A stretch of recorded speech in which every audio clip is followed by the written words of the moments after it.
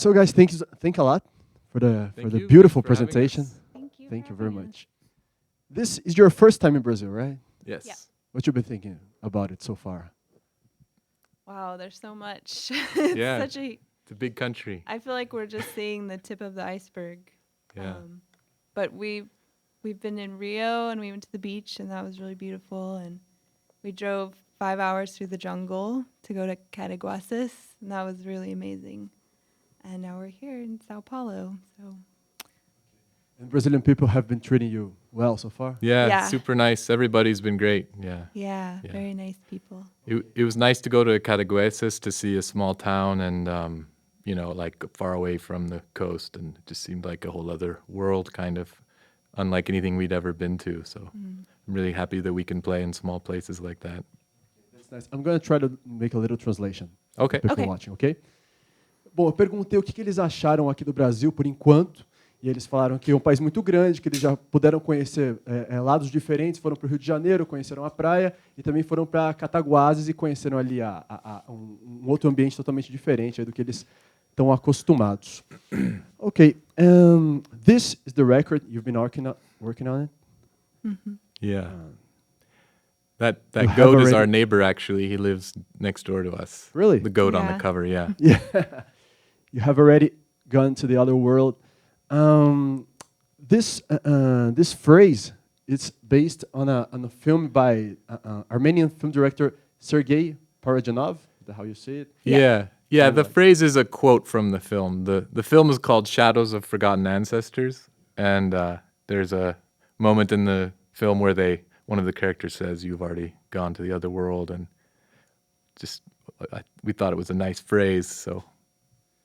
And to do a record based on the film must be really, it must really have touched you. Yeah, Yeah. it's an amazing film. We toured a live soundtrack to the film for about a year in Europe and a little bit in the US. And as we were touring, we sort of started writing songs that were inspired by characters in the film and moments in the film. And so this record is kind of a result of seeing the film so many times and playing with it and then kind of writing about it and, just working with it.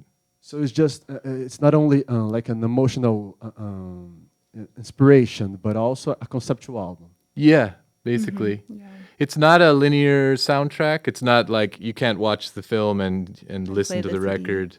It's just inspired. It's like it's a folk tale, and it inspired us to write music sort of in the way that Tchaikovsky would work with folk tales or Bela Bartok. It's, when you're writing instrumental music, it's nice to have a vision in your head of what you're writing about. And so we just kind of took characters from the film and moments and thought about it and wrote music to it. Ok, well, para você que está assistindo, então, eu perguntei sobre esse último disco deles, que é o disco que eles estão trabalhando, e ele foi inspirado em um filme de um diretor armênio, aqui, o Sergei Parajanov, e eles contaram um pouco a respeito sobre como foi feita essa inspiração, que foi algo conceitual, não só eles viram o filme, ficaram inspirados, foram lá escrever música, mas foi uma música aí baseada em personagens dos filmes, em cenas do filme, e o título do disco é uma das frases desse filme. Okay, and you released on it your own label, right? Yeah, we started our own label about 2 years ago. Yeah. And it's called LM Duplication, right? Yeah. And there are other artists? Yeah, Releasing on? we did a release of Appalachian folk music. It's a reissue of recordings from the 1950s by a singer named John Jacob Niles. It's kind of American folk music. He was a big inspiration to Bob Dylan, actually. And we're now releasing a record of Turkish gypsy music, traditional Turkish music. It's kind of like wedding and party music from Istanbul. And the name of it's a clarinetist who leads the band, and his name is Cüneyt Sepetce. And they're just like an amazing gypsy band. They kick ass. I don't know if I can say kick ass on your show. Sure you but can. Okay. Yeah, we're really, really excited and honored to work with them. They're just like world-class musicians on a level. They're like entering into, space with their music. So it's just nice to listen to them. For the people who want more information about those releases, are they available on your Yeah, on your website? You can go to our website and find ordering information. Yeah. Hacksaw.net is the website. Just the quick translation. Yeah. Good luck.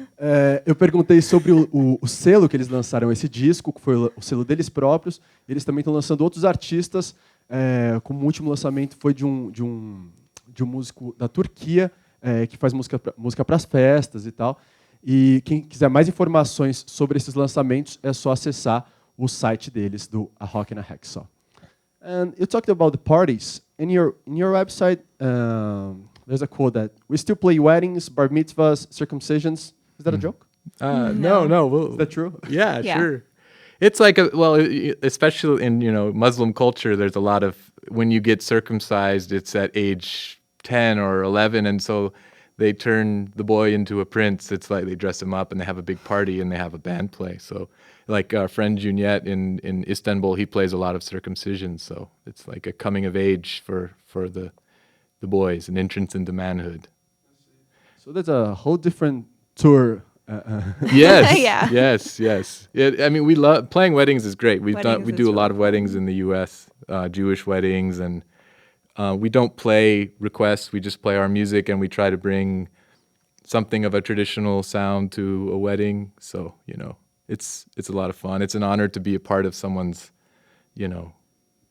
Everyone's so marriage. happy at weddings. Yeah. So it's hard not to please people. Yeah. It's really fun. Yeah, It's it's very great. fun. Yeah. So when you get married, give us a call. Yeah. Yeah, We'd sure. love to play a I don't see a Brazilian ring wedding. on your hand. Not yet. All right. Well, Ok.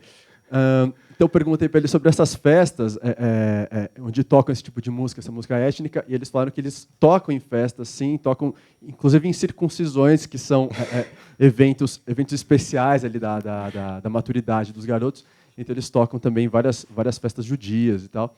E aí, inclusive, recebi aqui um convite para o meu casamento. Se eu quiser a trilha sonora deles, o que eu agradeço. I was just thanking the invitation for my wedding. cool. In your Facebook page, it tells that you're beginning in France, then you moved to England, then Yeah. you gone to New Mexico, then Budapest, and then back to New Mexico. Yeah. What made you guys move so much? Well, I grew up. We both grew up in New Mexico, and when I left there when I was 19 or 18, actually, and I was just ready to go. We live in a desert, and I needed more cultural, It's a literal desert and some kind of a cultural It's desert sort of if a you're cultural, a teenager. yeah. There's a young lot person. there's a rich history there, with Spanish and Native Americans, and even the gringos have some interesting things going on. But I just had to leave, and so I spent the rest of I guess I spent like the next 10 years moving around and always searching for a home. And I lived in Chicago and New York and Athens, Georgia. I traveled around a lot, and then I went to France and lived there. I lived in England. And the whole time I was moving around, I was always feeling like I wasn't at home. And I just kind of fell back into New Mexico, and I realized that it was my home. And while I learned a lot, traveling around and being a vagabond, I knew that I had to be at home. And that's when I met Heather. So she's from there, and our family's from there. And we went to Budapest to work with Hungarian.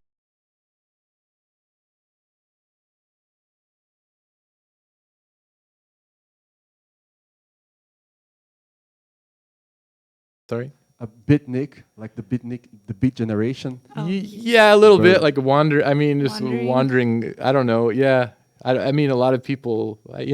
I'm sure it happens here too. People just start wandering and they don't know where they're going, and that's what happened to me. But now, we have a house, we have a dog and 2 cats, and we're home now. So it's nice to feel like you're finally stable. But then we get to leave and come to Brazil and Yeah, travel still, so yeah. it's nice. Yeah, you haven't tried Brazil yet. I'm sure you'd find home. You'd Yeah. feel at home in Brazil. Certainly by the beach.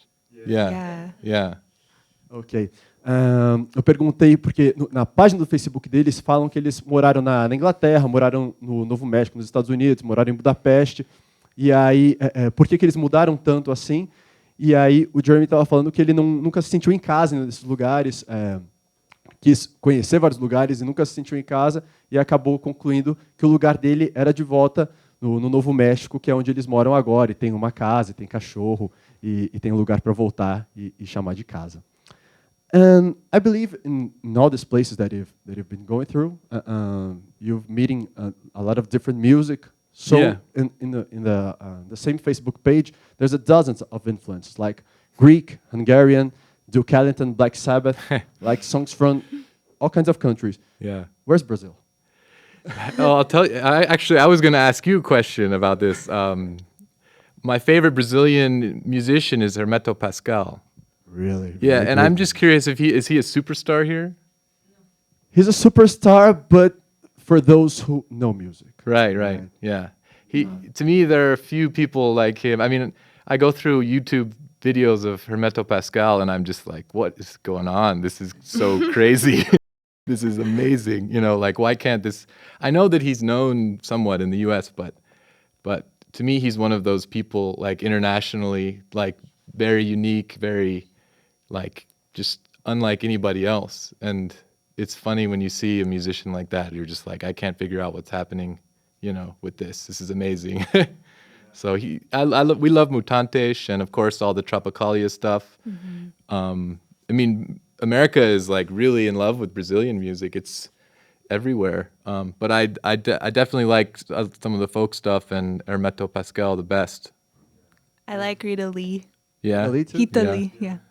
Maybe in the next record we can listen to some Hermeto Pascoal influence. Yeah. Yeah. It's so. I mean, it's so daunting. alien to us. It's like I don't know what he's doing. You know, it's incredible. You gotta see a concert. He plays Europe. I know. Yes. Yeah. Oh, that'd be great. Yeah. I would love to see him in concert. Where does he live? He lives in the north. Is that right? Bahia or? I gotta tell, this is a weakness in me. I don't know where he lives exactly. Yeah. Maybe in São Paulo, I don't know. Alguém sabe onde que o Hermeto Pascoal mora? Well, I don't know. Well, Hermeto, we say hello. Thanks for the music. Ok. Bom, eu perguntei para ele sobre as influências que tem na página do Facebook. Fala ali que tem música grega, música húngara, música americana, inglês. Onde é que estava o Brasil aí? E aí eles falaram que gostam muito do Hermeto Pascoal, que tem poucas coisas na música que eles ouvem e falam, nossa, o que é isso? E essa sensação veio aí no Hermeto Pascoal. Falaram que gostam também do Mutantes. E a Heather falou que gosta da Rita Lee, especialmente. So, guys, thanks a lot for the presentation, for the interview. Thank Yeah, you. thanks for having Thanks us. for having And I us. hope you guys have to have the final concerts, great final concerts here in Brazil. Thank you. Thank you. E para você que está assistindo e gostou aqui do trabalho do Rock na Hacksaw, eles estarão ainda dia 27 no Rio de Janeiro, dia 28 em São Paulo, dia 29 em Curitiba e dia 30 em Porto Alegre. É isso aí. Valeu pela sintonia. Saravá!